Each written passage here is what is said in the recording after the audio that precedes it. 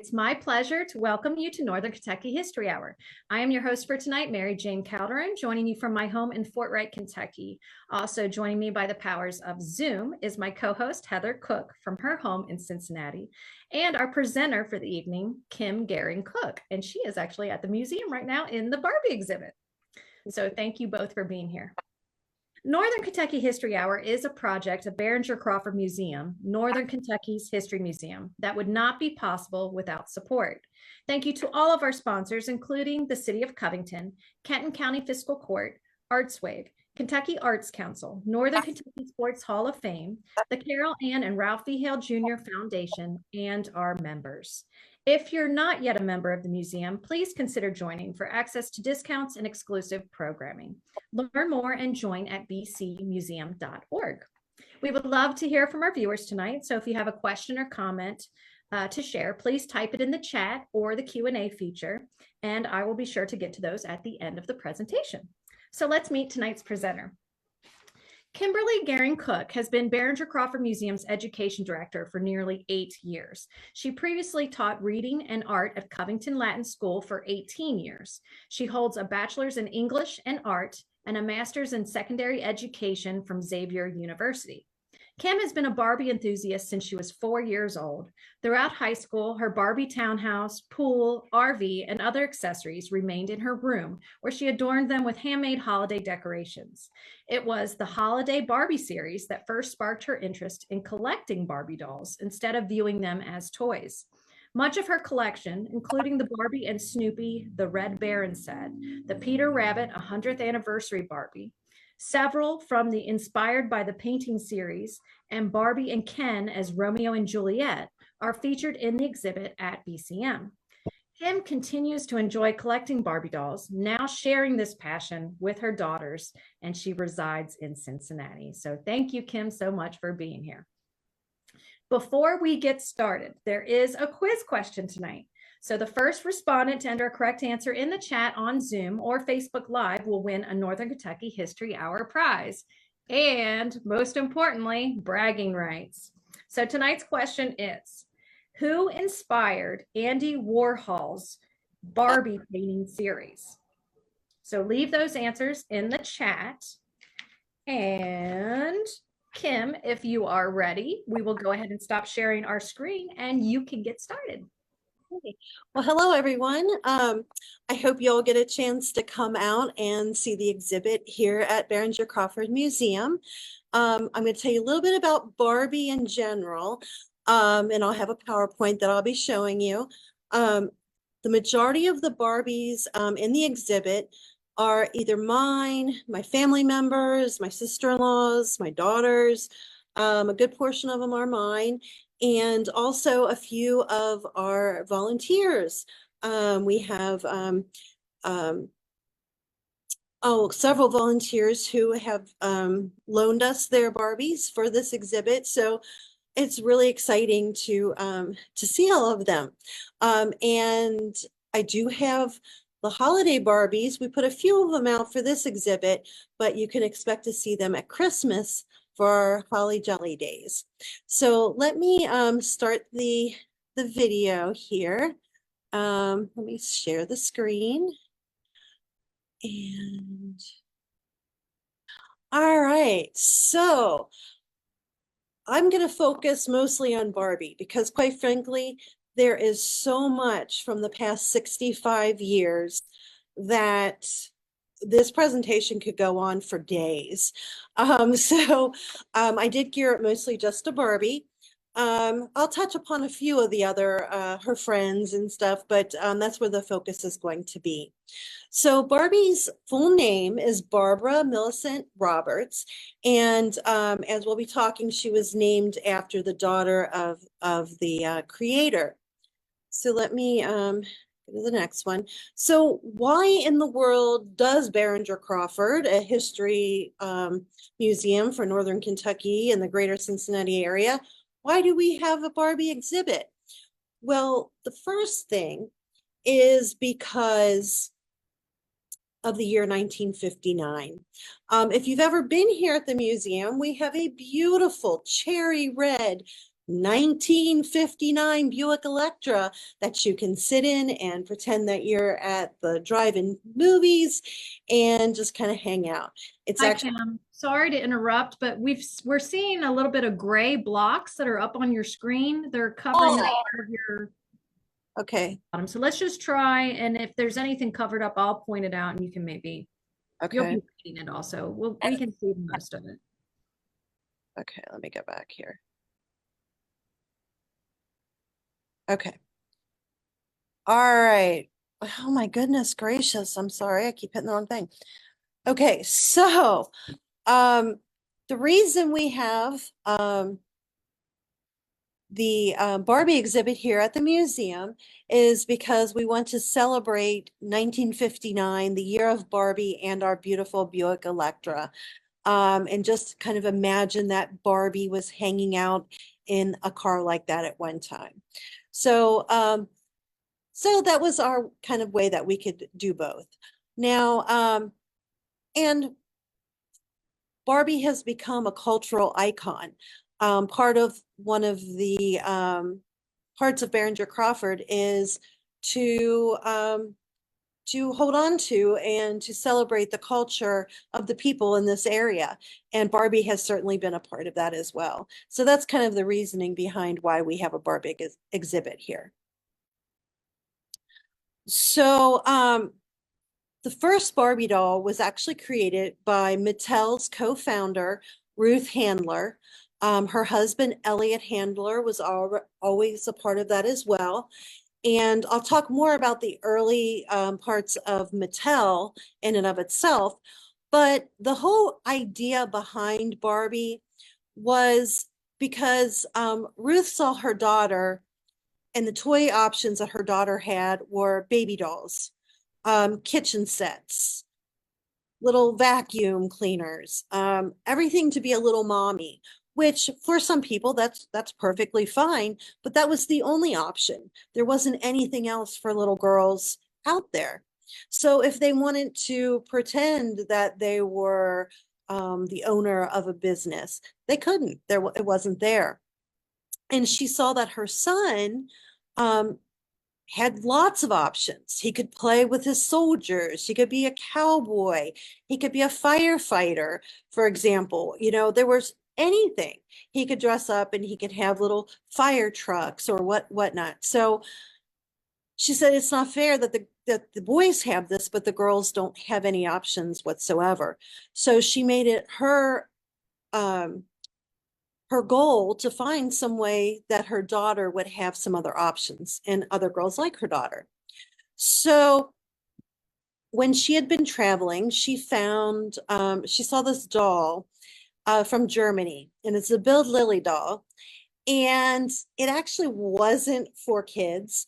It was based on a cartoon character in a West German newspaper. And she was a very risque character.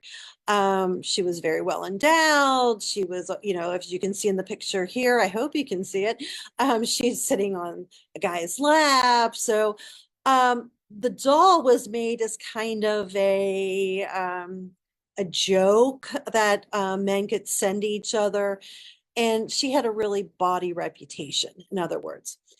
But this was the only doll that Ruth had ever seen that was like of a grown-up type, other than a baby as a doll. So she said, well, hey, let's market that type of doll for girls to play with.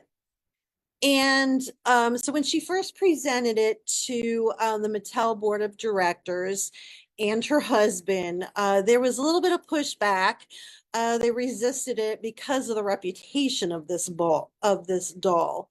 And then the reason why the Mattel board mattered was because Ruth and Elliot, along with a friend, Harold Matson, founded Mattel in 1945. When they first started out, they would make picture frames and doll furniture. Elliot would create those pieces. Now, their friend Matson within a couple years, ended up selling all of his shares of the company back to the Handlers. He had different health issues, and he wasn't able to have enough time to spend with the company. So they were the sole owners. And they decided at that point that let's change gears here. Let's market toys. One of their first big successes was a ukulele. It was plastic, and it was also a music box. The kids could pretend that they were playing the ukulele, and that was in 1947. With Barbie coming out in 1959, she was such a hit that she kind of secured that spot that Mattel had as being a premier toy maker. So that's where that whole idea of why Ruth had this big battle really to win, to try to get this Barbie doll made in the first place. And she had to convince them that, no, we're not going to follow the same, it's not going to be another Bill Lilly doll. It's going to be a doll that girls can aspire to be and imagine themselves in that life. So in actually 1958, Mattel Creations patented Barbie, and they debuted Barbie on March 9th, 1959 at a New York toy fair. I'm sure you've seen pictures. She has the typical black and white striped bathing suit. She had black shoes, white sunglasses, and actually her legs were hollow, but they had copper tubing inside them, and there were little holes in the bottom of her feet, and those would stick into these two little prongs coming out of that black base, so that she would stand up. There were only 350,000 of these dolls first manufactured, and they sold for just $3. And you might go, wow, Barbie for $3, that's amazing. But if you start kind of thinking about it, if we were to, do all the money conversions for 2024, that would be $31.84 for the Barbie doll. Now, granted, some Barbie dolls are that much, but you can also find them much, much cheaper now as well. So it wasn't something that, everybody could necessarily afford. So I'm showing here, this is actually a television from the 1959, and this is the very first Barbie commercial that ever aired, and it was aired during the Mickey Mouse Club. In fact, Mattel was the very first toy company to broadcast commercials to children when it sponsored a 15-minute segment on the Mickey Mouse Club television show. This first Barbie ad is actually 1 minute long, and it just gave some different, but you can dress Barbie up as, this is what she can be. Of course, they're focusing on a bride. And at the end here, you will see the Mattel logo.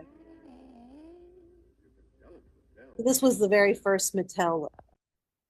And you can find that commercial actually on YouTube. Now, you might say, I've got some really old Barbie dolls.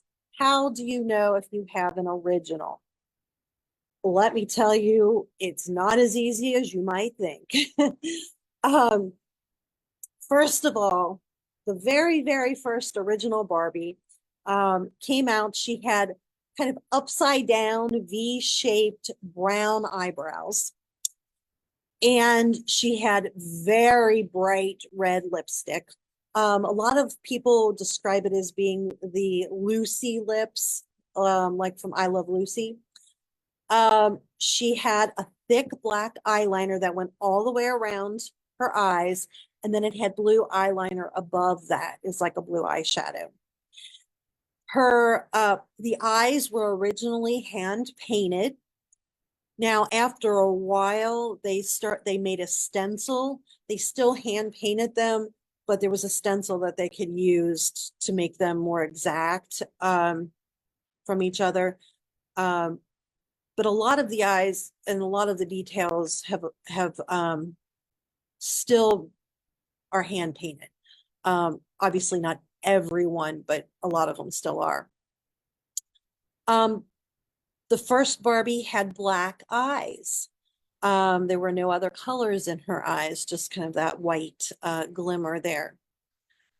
And as I mentioned before, she had the round holes in the bottom of both feet with copper tubing. Those feet fit into 2 metal prongs on the black base. Her body was solid, pale, a pale color or an ivory white if it has faded.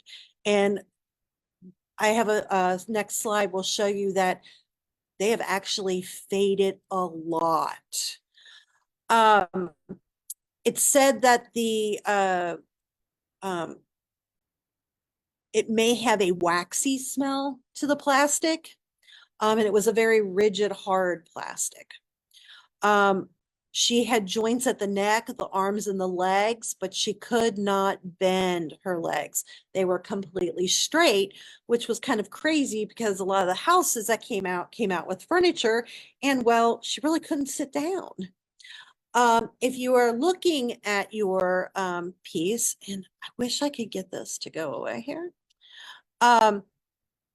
She has, it says Barbie with a TM sign, patents pending, Roman numerals that say 1958 by Mattel Inc. And that is in a little like square that's on the right side of the doll's back side, her bum, for lack of a better word. These early versions of the doll, she had ponytails. They did come in blonde and brunette, and you can see in this one a little bit of a red head. And then had flocking under the hair. The flocking is actually a felt, and then they had a saran, it's called saran hair, that was very soft, but kind of had a waxy feel to it, so it didn't kind of clump up. This Barbie pictured here is called Barbie #1 stenciled eyes. So this particular Barbie had the stencil was used on her. And I'll explain that more in a moment. So here are 2 Barbies that are called blonde #3. Okay. And the blonde, as you can see, is kind of a golden and blonde. The one on the right has faded so much more than the one on the left. But you'll see here that these are blonde #3s. They no longer have that V-shaped eyebrows. It's a little bit more rounded. It's a lighter brown. And then notice around her eyes, it does not have that black eyeliner all the way around. And she has brown eyeshadow on instead of the blue. And oh my gosh, her eyes are now blue, not black. So what is all with these numbers? Well, it's used mostly by collectors. I do collect Barbies. I don't consider myself a major expert. And these numbers get a little confusing because you can really delve deeply into all of the details of each one. But for example, Barbie, like blonde #1 refers to the original 1959 Barbie. Okay. By the end of 1959, getting into the early 1960s, they were up to #3. And then soon after that, in early 1960, they came out with #4.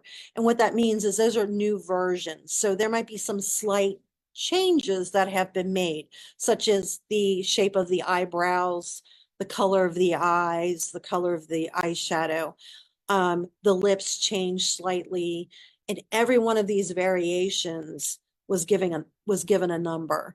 And that's also how you can learn to date the Barbie dolls. So it's not easy because the numbers that are actually, they're the year, I should say, that's actually stamped on a lot of the Barbies. And like I said, the early ones had it on her rear end. Later dolls have it on the back of her head. Well, what that date actually refers to is when the mold for that head shape was first released. That's what that date means. So you could have a Barbie doll that was created, say, in 1989, but the stamp on the back of the head says 1962 or whatever, because that was the same mold that was used. And they do reuse the molds. So it can get very confusing with dating them. So Barbie through the years. And let me tell you, this is a very brief history. It is incredible how many rabbit holes you can go down. But very basically, first Barbie, 1959. Just to throw in some ideas in there from some other dolls. The first Ken doll was then created in 1961. And again, he was named after their son, Kenneth, the Handler son. When Barbie came out, people were asking for a boyfriend for her. And it took until 61 for Ken to be created. A little info about Ken. The very first Ken, and by the way, his name is Kenneth Sean Carson Jr. I want to make sure I get that all right there. He didn't have bendable arms, and he did not have bendable arms until 1977. His hair was originally made of the flocking, that felt, but they eventually changed it to that plastic mold. At least that's what I had in through the 70s and 80s on my Ken dolls. Because when that flocking would get wet, it would fall off. And I guess there were a lot of complaints, so they just made the hair that plastic. His face design was allegedly inspired by Ruth's husband, Elliot. So a little interesting family dynamic there. And again, just like Barbie, and I'm not going to get into all the little details, but his body is described as being unrealistic. His chest size to his waist size, just like Barbie has. And that's a whole nother conversation. But so by 1962, Ken's hair was painted on through 65, and then it wasn't until getting into the later 60s that you had that plastic mold. Also in 1961, Barbie has her first career. And I say career because actually that very first Barbie, she was a teen fashion model. That was what was her job, actually. But in 1961, she became a registered nurse. And I have a picture there at the top where you can see her there. In 1969, she came out with her next career. She was an astronaut, which I find amazing because remember, we haven't even been to the moon yet. So that's a very progressive job or career to have, especially for women for that time period.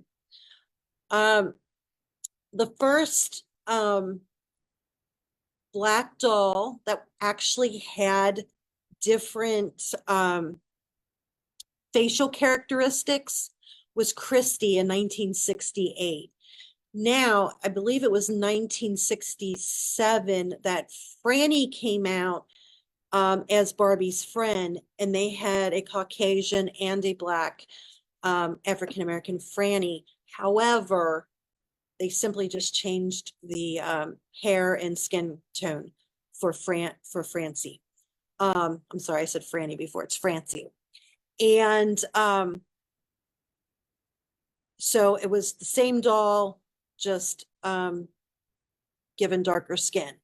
But when they came out with Christie, they actually changed the characteristics to make her look more African-American. First camper came out in 1971. And they've had a bunch of those. I mean, you can get into all the vehicles and how they've changed over time. We do have the RV and several of the cars upstairs in the on the third floor here, if you want to take a look at those. Now, it wasn't until 1980 that the first Black actual Barbie came out, where they titled the doll's name as Barbie. It wasn't just one of her friends. So it's been, 20 some years to get to that level. The first Hispanic Barbie actually came out in 1980 as well.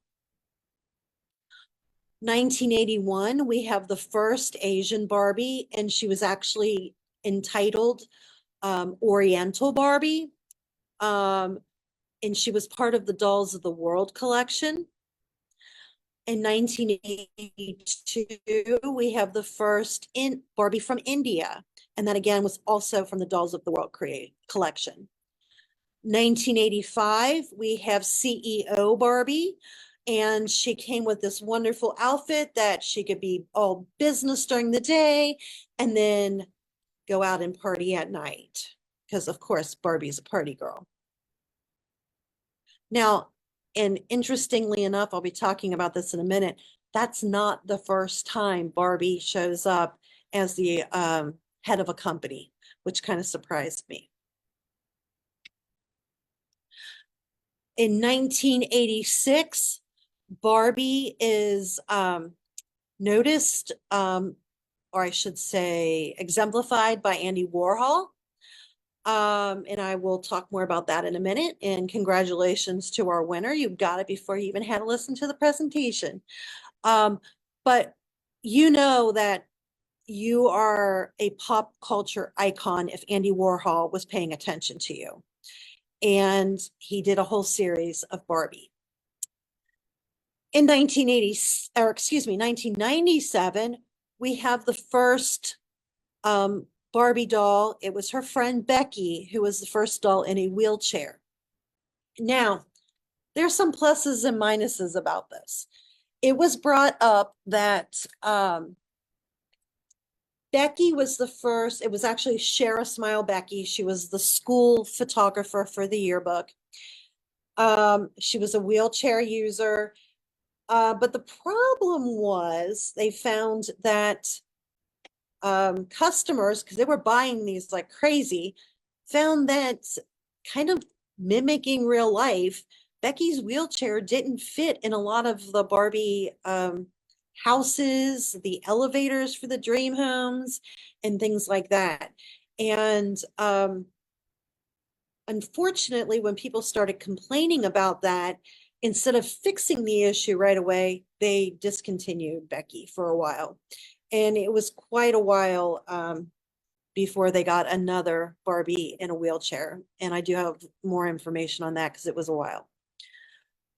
2002, I'm sure you've heard of the pregnant Midge doll. That's the first pregnant doll. Midge has been one of Barbie's friends for many years. And they marketed the pregnant Midge as the happy family. And she was married to Ken's friend, Alan. And actually, I find it interesting that the key characteristic for Alan as being Ken's friend was that he can share the same clothes as Ken. So I was like, oh, okay. So anyway, they marketed these three dolls together, and I hope you can see it. I have up here. Basically, there was the infant who you could later clothe, fit into this little tummy that had magnets on it that attached to Midge's belly. There was all kinds of controversy when this came out. People were afraid that it was going to promote teenage pregnancy. I mean, there was all kinds of issues. So, yes, after a while, she was discontinued. So Happy Family Midge apparently didn't have a happy family. I was trying to think which year it was. But you could buy play sets that had the three in one crib, table, and cradle sets. There was all sorts of things. And actually, it didn't even take a year. That was pulled from the shelves within a couple months of coming out. So wasn't one of their biggest successes. Another example of Barbie being a cultural icon is the fact that she showed up as one of the cover models for the Sports Illustrated swimsuit issue in 2014. Obviously they have several different magazine covers, but yes, she made it as one of them. Pretty cool, Barbie. Okay, so in 2015, we start seeing some changes to Barbie's shapes and size. All along, there was a lot of times some families wouldn't allow their children to have Barbies. They said that, her figure is not realistic. There's no way any woman could have those, measurements, and that it could lead to teen eating problems, anorexia and so forth. Well, Mattel started making changes. There is a series called the Barbie Fashionistas. And in the very beginning, they have some minor changes to the body, but most of it is just in the different types of fashions and people that come out. But they did flatten the feet a little bit. She doesn't have those, she's not on her tippy toes as much. And they start changing some of the skin colors and the hair fibers. By 2016, they come out with 3 more body sizes for Barbie. So they're really starting to get a handle on this and to really make Barbie more realistic and have more girls be able to relate to her. By 2017, we have the first Barbie to wear a hijab. I hope I'm saying that right. And it was marketed over the Olympic star, and I forget her name. I apologize. But she was fencing, an Olympic fencer, and she does wear a hijab. She's, I believe, Palestinian. And so that's the first Barbie in 2017 for that. So in 1986, we mentioned that Andy Warhol took note of Barbie. Basically, he wanted to have these inspired paintings. Excuse me, I'm like all over here. He was inspired by his muse, Billy Boy, who was actually a young jewelry designer in New York that Andy Warhol was kind of in that downtown scene with. And Billy Boy loved Barbie, and he had this tremendously huge Barbie collection. So kind of paying tribute to that, Andy painted this series of Barbie paintings and prints. By 2015, Barbie comes out with Andy Warhol Barbie dolls. The first one came out in 2015, and it's called the Silver issue, or Silver edition. Barbie is wearing one of the Campbell soup cans from Andy's paintings, and very fashionable, I might say. I think my favorite one is the Platinum. It came out in 2016. They limited this edition to 1,000 dolls. And let me tell you, she's very expensive now if you want to try to get her to buy one. But she came with these cool accessories, a small painting like the one that Andy Warhol did. Sunglasses. She's kind of got the Andy Warhol hairstyle going. It comes with paintbrushes, a palette, even comes with this little Polaroid photo with several photos of her. It's just really cool. In 2017, they came out with the gold edition, and she's wearing this dress that has almost like the Barbie painting face is on the dress. So pretty cool collection there, or pretty cool series, I guess. So we mentioned that we had in 1997, the first Barbie friend was the first doll to be in the wheelchair, Becky. It wasn't until 2019 that they brought back Barbie in a wheelchair. And in this wheelchair, a lot of people were complaining that the wheelchair doesn't have like the handles on the back that another doll could hold on to, because what actually they were doing is they're trying to mimic the type of wheelchairs that a lot of active young people who are in wheelchairs permanently kind that they would have, that they can go around and move around on their own. So it was kind of an empowerment idea. And now, besides just Barbie, you can get a collection of like all the different dolls, Chelsea, and all different ones. In 2020, in celebration of Black History Month, they released a wardrobe photo shoot with Queen and Slim stylist Shona Turini. And there are tons of cool dolls that came out of that. And they also that year released 5 Olympic-inspired dolls because of the Summer Tokyo Games. And each of these dolls came with a gold medal. And I've tried to feature all of them because I thought it was pretty cool. They have a softball player, a skateboarder, a surfer, I believe it's a boxing Barbie, and a rock climbing Barbie. So those are kind of different types of Olympic games than you would normally think of. In 2022, they have scoliosis Chelsea. And they didn't just come up with a back brace Chelsea doll. And Chelsea, by the way, is Barbie's little sister, and I'll go into that whole deal in a minute.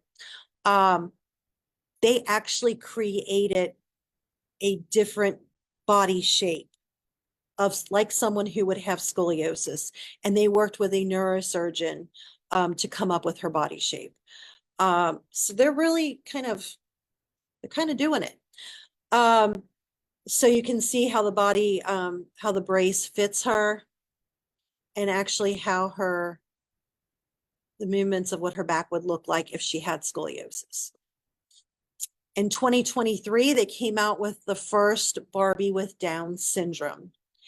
And again, they worked with different doctors, and they got a lot of the characteristics. So much so that if you look here at the hand, there is a certain characteristic that people with this syndrome have, just this one line kind of going through their hand. It's a gray box for us, just so you know. Oh, seriously? Okay. That corner has got a big gray box. Well, in their hands, they have just a line that goes straight across their hand if you're looking at the palm of the hand, and they actually show that in the Barbie dolls. I'm very sorry that that's not showing up. They also have the braces on her legs, like many of the people with Down syndrome would have to wear. They have some of the characteristics with the differing eyes, the body shape. I mean, they went all out. So if this is something that, if you're really interested in these different diversity dolls, there's a lot you can find out about them. And actually, it came up in my Google feed like 2 or 3 days ago. There came out this year with the first Black Barbie with Down syndrome. So that's a new release this year.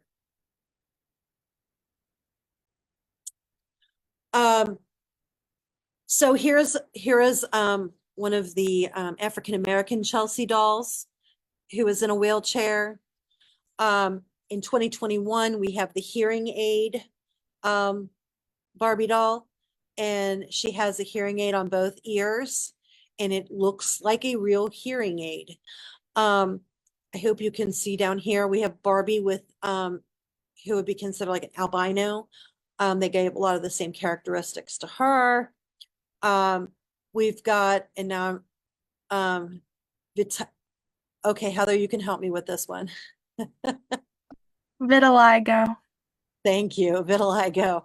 I've always said it wrong. So it's an autoimmune disease that causes the body to attack its own pigments, making the cells like, so the darker skinned you are, the lighter, you'll have lighter patches throughout.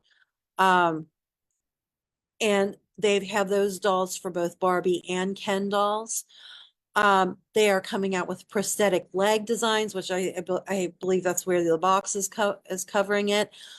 These are detachable limbs, and the very tops and the very bottoms of the prosthetic actually has the color of a skin tone color, which is actually what many of the prosthetics actually look like. So they're not just like saying, oh, yes, you can use this as that. They're actually researching, working with doctors when they're coming out with these. So it's pretty amazing. We also have the first doll. It's a tribute to Laverne Cox. She is the first transgender Barbie that is out there. So they're going every diversity that's out there. They are trying to reach so many different people. Right now they have 35 different skin tones.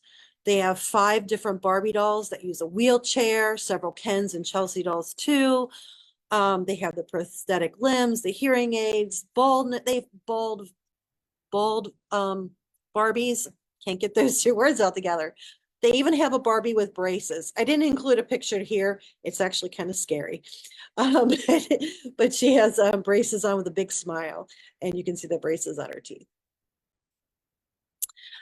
These are just some pictures of the different skin tones. I hope you're seeing them. I hope my box isn't over some of that. But it shows you how some of the people actually are painting the eyes on the Barbies and how the hair is put on. They have this machine that they use for certain, I don't know if they only use it for prototypes or, you know, specialty dolls when they have a celebrity that has one made after them, but they actually use that original machine to sew the hair in. And it's several steps to stitch that. And that's why I have those pictures there. They also have 9 body types, and they say they're still counting. And that was from Barbie's, or the Mattel's website. They also have 97 different hairstyles. So lots going on here. Lots going on. So some fun facts. Since the first Barbie came out in 1959, there have been more than 1 billion Barbie dolls sold worldwide. That's amazing. That's a lot of dolls. Today, there's over 100 designers who work on each new Barbie design. There's over 100 dolls sold every minute. There's a dream house sold every 2 minutes. Barbie has worked in over 250 careers. I'll touch upon a little bit of that in a minute. And since 1992, she has run for president in every election. Unfortunately, Barbie hasn't won yet. I'm waiting. In 2016, Barbie began to represent the different body shapes, and actually more like 2015-16 is when it actually came out. If you find yourself having a 1959 Barbie that is in very good shape, it can cost over $25,000 today. So there you go. I guess I won't ever get one. The first Barbie was designed, the actual like form of putting the doll together was designed by Jack Ryan. He was actually a Pentagon missile engineer. He ended up working for Mattel until the spring of 1977. He created the first Barbie with a movable torso and hinged limbs. So we have him to thank that Barbie can actually move a little bit. He was an interesting guy. He had 5 wives, one of which was Zsa Zsa Gabor. He designed his home and made it look like a mock castle. But then he kind of has some issues later on in life, which is what ended up having him leave Mattel in 1977. So I'll just stop there. And we can actually say that Barbie is recognized in 99% of the world. I found this particular image I left up there on eDrawMaxWondershare.com. If you're interested, I just thought it was kind of fun how they have it grouped here. It is nowhere near complete though. But you can see that her first friends were Ken, Midge, Christy. She had Stacy, PJ, Jamie, Steffi, Kelly, Kara, Tracy, and then on and on and on through the different decades. I guess when you're 65, you can have lots of friends in your life. We get some of her family, and even looking at this, that family tree is not complete, but at least it gives you a starting point.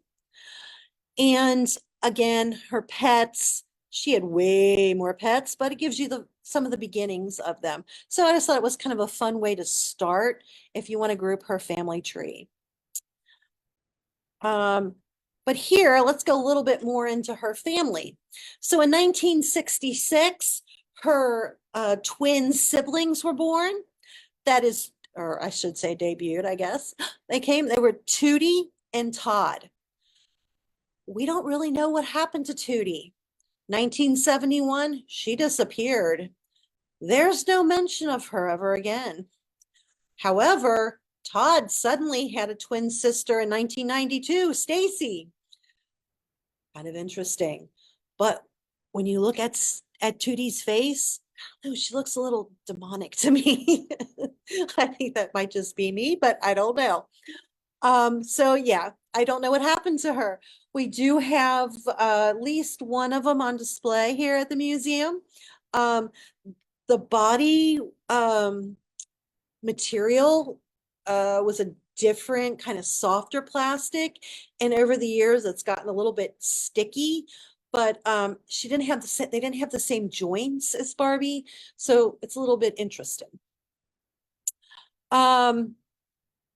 In 1964, so before the twins, but in 1964 we have Skipper. So Skipper was actually the first of her siblings. In 1975, we had Growing Up Skipper. They wanted to say, hey, Skipper's getting older. She's going through puberty like some of you are. Yes, this doll got discontinued. But she lasted 2 years. If you turned her arm one way, she got taller, and yes, her bosom grew. If you turned her arm back the other way, she went back to being younger. Can't imagine why it got discontinued. So that whole idea of her developing and growing up, though, did stay with Skipper. We have in 1979, Super Teen Skipper. And then we have, and that she retained the doll's aged up appearance. And then in 1985, I'm not sure how this one got released, we have Hot Stuff Skipper. I have her pictured here. I apologize, because that's probably where your block is. But she's actually in an aerobics outfit. So I'm guessing that's where the hot stuff came from, because she's doing aerobics, but yeah. It's fun though, right? Hey, And Kim, sorry to interrupt, but I just wanted to give you an update on the time. We're at 7:25 right now, and I know we've okay, got a lot of comments and stuff, so I just wanted to let okay, I'll go a little faster. Um, then we get to 1991 to 2001. We have Chrissy, who is her baby sister.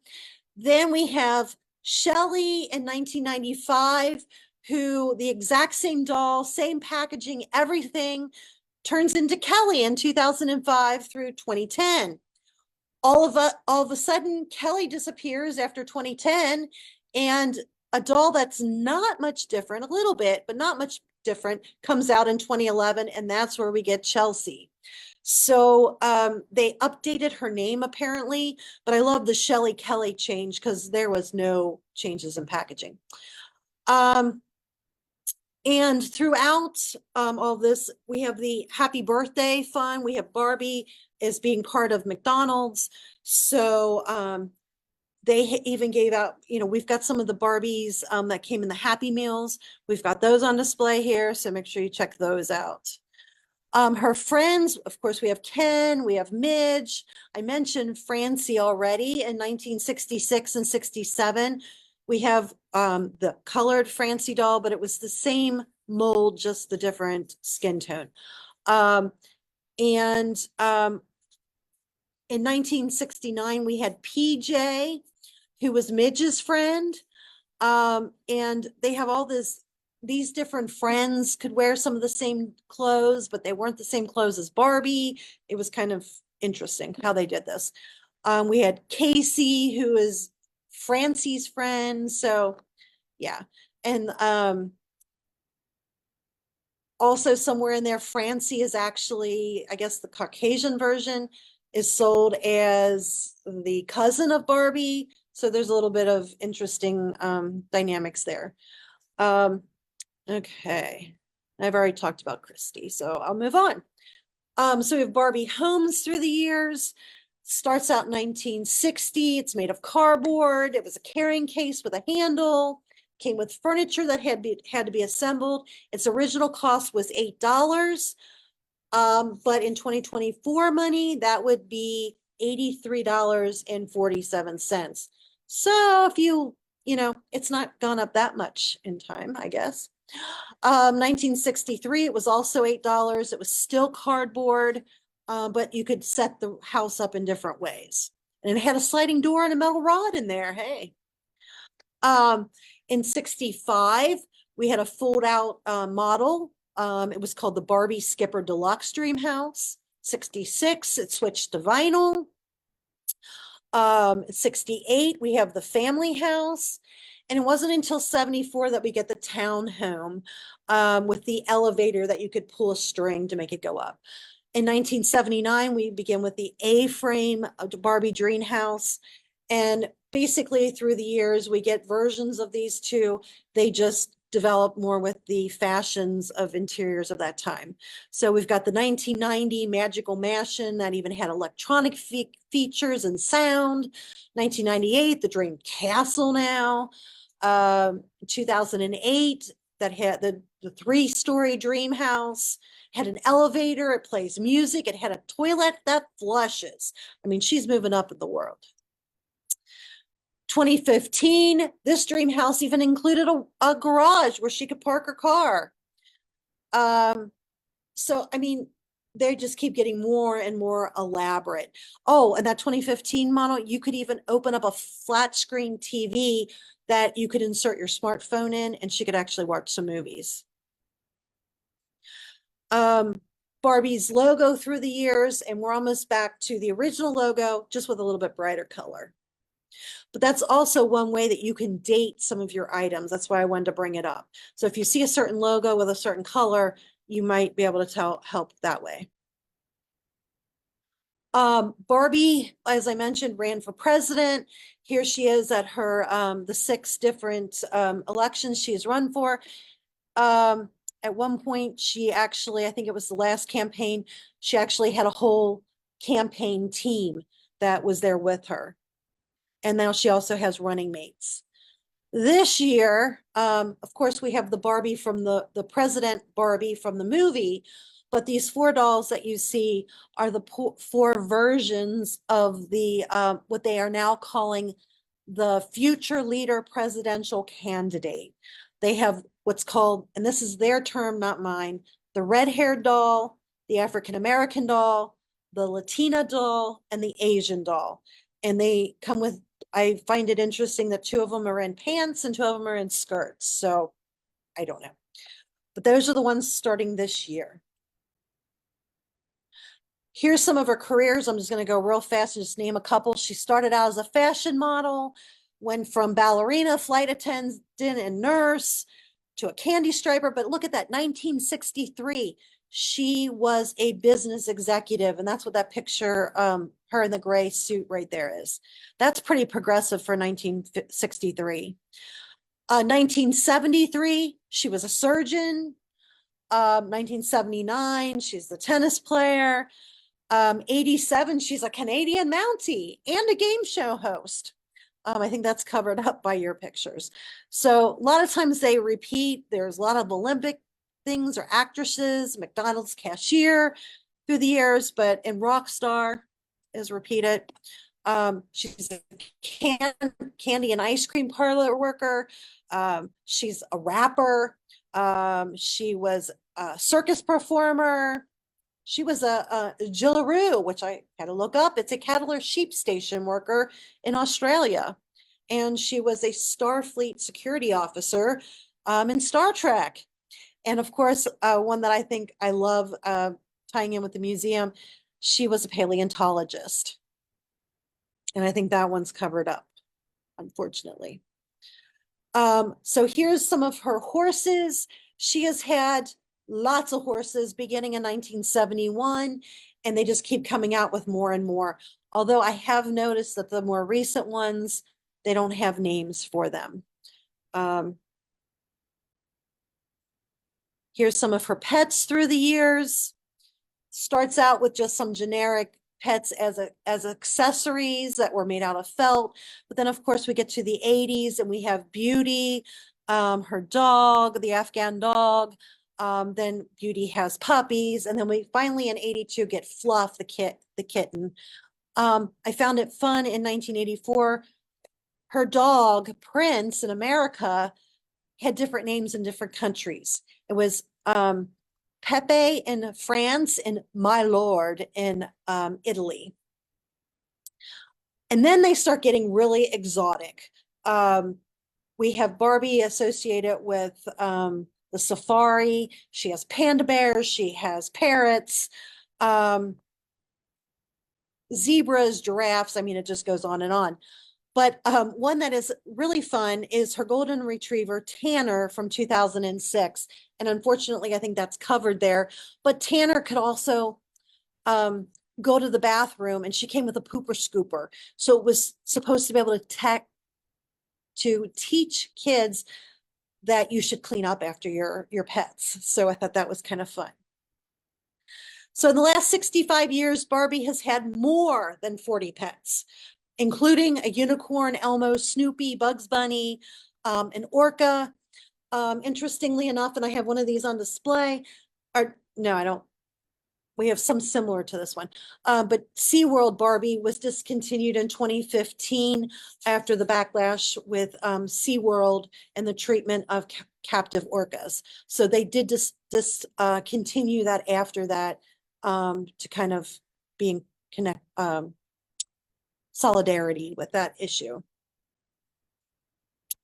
So just for fun, this is, as of May 2024, the most expensive Barbie ever sold. It's the Stefano Contori Barbie, created by Australian jewelry designer. It's a one-of-a-kind Barbie. It was sold at Christie's auction house for $302,500 in 2010. Now, granted, it was going for breast cancer research for the auction, but she is wearing a diamond choker. It's square cut, 1 carat, rare pink diamond that was from an Australian mine. And it also has white diamonds surrounding it. And you can't see it in the picture, but Barbie is also wearing a diamond ring herself. So yeah, there is so much that you can do